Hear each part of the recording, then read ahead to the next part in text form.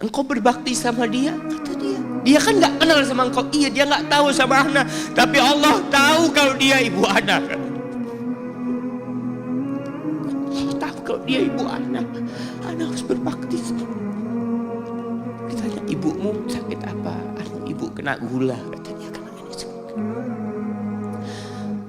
Setelah dikasih resep, itu dokter cerita, pasiennya keluar, ditutup pintunya. Dokter ini nangis. Dia mengatakan, ana sering dengar ceramah tentang birrul walidain. Ana sering mendengarkan tausiah ustaz tentang berbakti kepada orang tua, tapi ana baru sekarang melihat kebaktian seorang anak sama orang tuanya. Ibunya gila, dia tetap berbakti.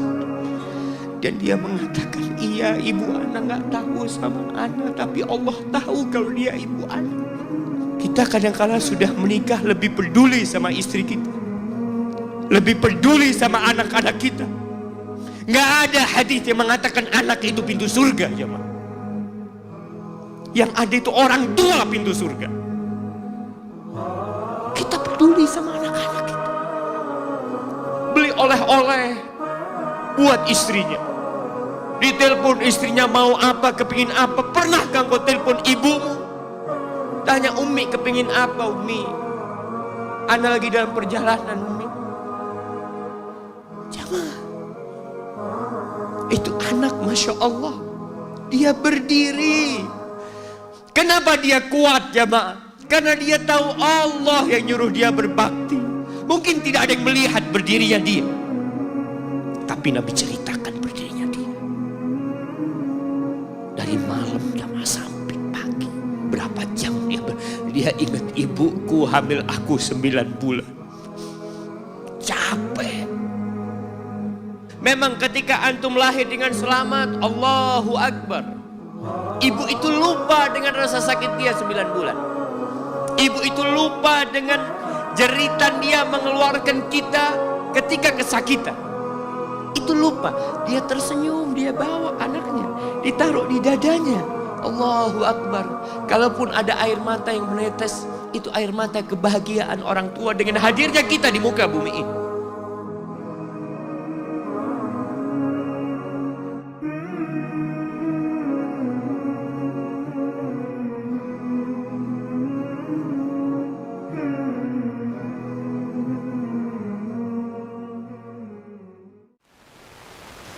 Allah mengatakan, wa wassaynal insana biwalidayhi ihsana.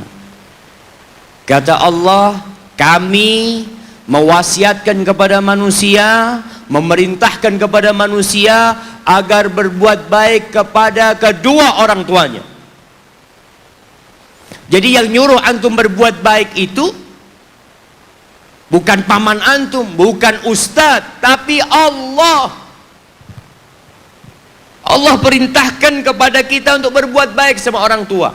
Walaupun orang tua antum kafir. Ada sebagian pertanyaan yang kadang-kala datang mengatakan, ustadz, buang sama orang tua ana dulu, ustadz. Ana punya bapak menceraikan ibu ana. Ibu ana akhirnya bekerja, bapak ana bekerja, ana dititipkan ke kakek dan nenek. Sekarang ketika ana sukses, bapak ibu ana ingin ana berbakti sama dia. Subhanallah, yang nyuruh antum berbakti bukan bapak ibu antum, tapi yang menciptakan antum yang nyuruh antum berbakti. Cukup tubuh antum itu berasal dari darah orang tua antum. Lalu antum berpikir nggak mau berbakti sama orang tua. Yang orang tuanya jahat sama dia, merasa dizalimin sama orang tua. Orang tua anak pilih kasih, Ustaz. Orang tua anak seperti ini, seperti itu. Iya, seburuk apapun orang tuamu, tetap itu orang tuamu. Dan Allah nyuruh kamu berbuat baik sama orang tua. Wallahi jamaah, ada seorang syekh cerita dalam salah satu ceramahnya, cerita tentang seorang dokter. dokter perempuan. Di sana, di Arab sana, ada seorang anak lelaki bawa ibunya. Bawa ibunya masuk ke dokter ini, subhanallah. Ibunya ini gila. Anak-anak muda ini, belum nikah. Dia bawa ibunya. Nanti ibunya tersenyum sendiri, ketawa sendiri. Masuk ke ruang dokter itu, mejanya dokter diputerin sama ibunya. Anaknya minta maaf, ya dok, kata dia. Sekali-kali nanti ngeliat di televisi dokter itu ada gambarnya Ka'bah. Ibunya ngomong, nak kau, bukan nak ngomong, kamu bohong Mat. Mat kau bohong sama ibu, katanya mau dibawa umroh ibu, kata dia. Nanti diludahin anaknya, digigit anaknya. Nanti kerudungnya ibunya terbuka, dipasangin lagi.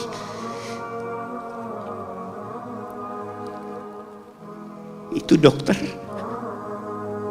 tanya sama anaknya, ini sama, kata dia. Ibu anak, kata dia. Sejak kapan dia seperti ini? Sejak lahir. Loh, terus gimana engkau bisa lahir? Iya, sama kakek ana, ibu ana dinikahkan. Tapi 10 bulan diceraikan. Ya karena seperti ini, Pak. Ana lahir dari rahim ibu ana. Dan seperti ini kelakuan. Iya, kata dia. Engkau berbakti sama dia, kata dia. Dia kan gak kenal sama engkau. Iya, dia gak tahu sama ana.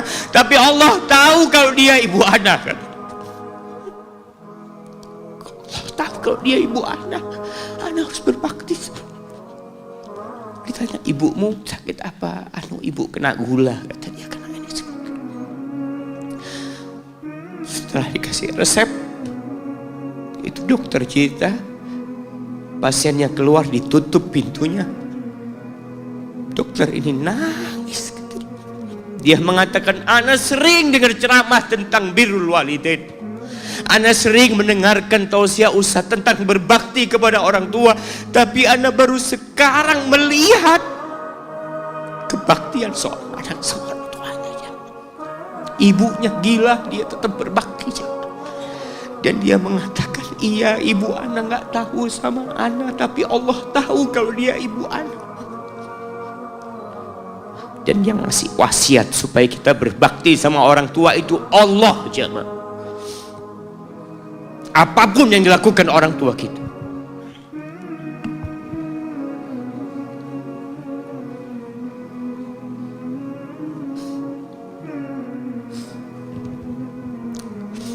Apalagi ibu. Allah katakan, hamalathu ummuhu kurha wa wada'athu kurha.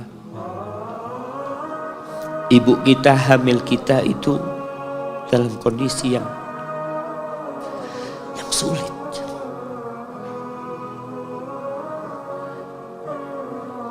Ada ibu yang harus bed rest demi anaknya lahir. Demi kita lahir, ibu kita itu bed rest. Capek dikit keluar darah. Ada yang harus hamil kita dalam kondisi dia ditinggal sama suaminya. Dia harus cari nafkah sendiri. Ada yang harus muntah-muntah demi kita. Allah. Lalu kita berdiri buat ibu kita, capek.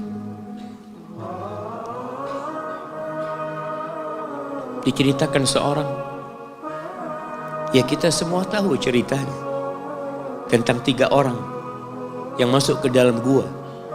Kemudian gua itu tertutup dengan batu yang menggelinding. Lalu mereka bertawasul dengan amal soleh mereka. Salah satunya yang mengatakan, ya Rabbi, Allahumma, ya Allah, aku punya 2 orang tua. Aku punya 2 orang tua. Yang aku senantiasa memberikan susu kepada keduanya sebelum keluarga yang lain minum susu. Dia sudah menikah, dia punya istri, punya anak. Pada suatu hari, ya Allah, Aku kejauhan cari rumput, sehingga aku balik dalam kondisi orang tua sudah tidur. Maka aku pereskan susu buat keduanya ya Allah. Allah tahu, tapi dia mau cerita sama Allah. Dia ingin tawasul dengan amal soleh dia. Lalu aku taruh di wadah. Aku datang ke bapak ibuku, mereka tidur. Maka aku berdiri di hadapan kedua. Jamaah, bukankah bisa dia taruh di sebelah meja ibunya susu itu? Dia ambilkan meja, taruh di sana, dia bisa tidur.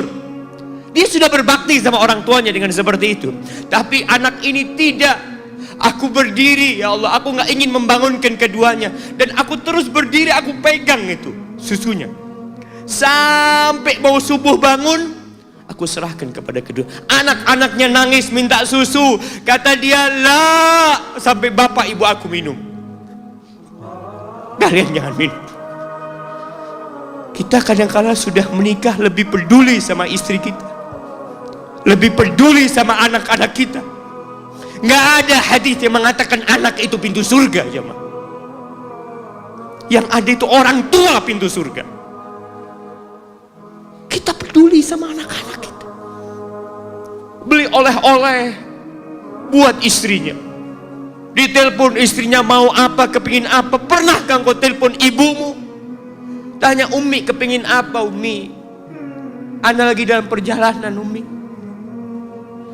Jamaah, itu anak Masya Allah, dia berdiri. Kenapa dia kuat jamaah? Karena dia tahu Allah yang nyuruh dia berbakti. Mungkin tidak ada yang melihat berdirinya dia, tapi Nabi ceritakan berdirinya dia. Dari malam jamaah sampai pagi, berapa jam dia ingat ibuku hamil aku 9 bulan. Capek. Ana semakin tahu dengan tugas besar seorang ibu dan pengorbanan seorang ibu setelah Ana menikah. Setelah Ana tahu bagaimana istri Ana hamil, ketika dia harus tidur gak enak, makan muntah aja. Ana melihat istri Ana sampai lemes, dia muntah. Ana ingat begini ibu Ana hamil Ana. Lalu kita lupa jemaah. Kita sok sukses, mungkin engkau lebih sukses dari orang tua. Tapi kalau nggak ada bapak ibu, engkau nggak akan pernah lahir di muka bumi. Allah ceritakan ibunya hamil dia. Wa wada'athu kurha, dan melahirkannya dalam kondisi sulit. Kadangkala perut ibu kita itu disobek demi kita keluar dari perut ibu kita. Antum meninggalkan luka di ibu, itu dijahit. Kalau antum anak ketiga, Allahu Akbar, berapa kali dibelah perut ibu kita, tubuhnya jadi jelek gara-gara kita. Tapi dia nggak peduli, yang penting antum lahir dengan selamat. Kalau ibu kita dikasih pilihan, ini nggak bisa diselamatkan dua-duanya, salah satunya akan meninggal dunia.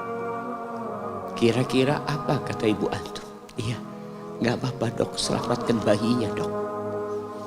Nggak apa-apa dok, biar dia lahir dok. Subhanallah. Berapa banyak ibu yang meninggal dunia ketika dia melahirkan anak. Wa hamluhu wa fisaluhu 30 syahra. Hamilnya dan menyusuinya itu 30 bulan. Artinya bukan ketika antum lahir selesai lelahnya ibu kita. Memang ketika antum lahir dengan selamat, Allahu Akbar, ibu itu lupa dengan rasa sakit dia 9 bulan. Ibu itu lupa dengan jeritan dia mengeluarkan kita ketika kesakitan. Itu lupa. Dia tersenyum, dia bawa anaknya, ditaruh di dadanya. Allahu Akbar. Kalaupun ada air mata yang menetes, itu air mata kebahagiaan orang tua dengan hadirnya kita di muka bumi ini. Lalu kita bisa berjalan. Kita nggak bisa apa-apa lahirnya. Allah rekam kebaikan ibu kita.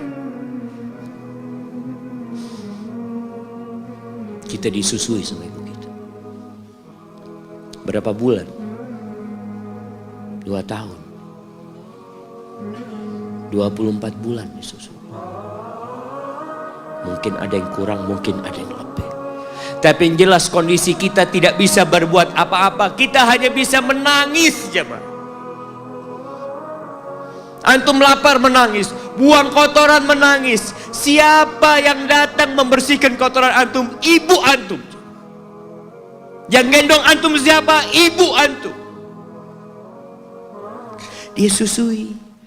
Subhanallah, sampai anaknya agak besar sedikit, diajari bicara sama ibunya, diajak ngomong sama ibunya, diajarin berdiri sama ibunya, diajarin berjalan sama orang tuanya. Allahu Akbar. Kemudian ketika antum sukses, antum berangkat ke luar negeri, antum berangkat ke luar kota, meninggalkan kedua orang tua antum, boleh, asalkan dengan ridho orang tua antum. Kalau ibu antum telepon, antum di Batu sini, kuliah, sampai sukses jadi pengusaha di sini, ibu antum di kampung telepon, nah, ibu ingin kau balik ke kampung. Jangan pernah mengatakan, Bu, anak kerjanya di sini, ibu. Saya ditugaskan di sini. Tinggalkan semua pekerjaanmu, pulang ke rumah. Ustaz, gimana dengan istri dan anak-anak anak? Yang ngasih makan istri sama anak-anak antum itu Allah Jalla Jalla. Bawa pulang ke kampung, hidup sama ibu antum. Jamaah, ada seorang sahabat yang izin untuk berjihad, izin untuk mendapatkan surga yang paling tinggi, izin untuk bisa memberikan syafaat kepada 70 dari keluarganya. Kalau dia mati syahid, dia datang kepada Nabi SAW, ditanya, bapak ibumu hidup? Iya, kata dia. Pulang engkau ke sana, fathammal jannah, di sana ada surga. Ilzam rijlaiha, engkau tetap di kaki ibu. Ini mau jihad, bukan mau cari fulus, jemaah. Bukan mau cari kenikmatan dunia, dia mau cari surga. Tapi pintu surga yang paling baik orang tua dapat jauh-jauh. Jemaah, wallah, ketika antum nangis di kasur ibu, di dapur lagi masak, dimatikan kompornya, dia datang jumpai antum. Antum lihat, anak sering lihat ketika kajian, bagaimana seorang ibu yang gendong anaknya yang nangis. Dia ingin dengarkan kajian, tapi engkau menghalangi dia untuk mendengarkan kajian dengan baik. Dia harus gendong. Kadang-kadang nggak boleh deket-deket kajian, yang bawa anak tempatnya lain, dan dia nurut. Engkau ganggu hidup dia dari sejak engkau lahir. Kemudian setelah engkau dewasa, engkau nggak berbakti sama ibu. Lupa dengan wa hamluhu wa fisaluhu 30 syahr. Di masa Umar bin Khattab, ada seorang yang datang kepada Umar mengatakan, ya Amirul Mukminin,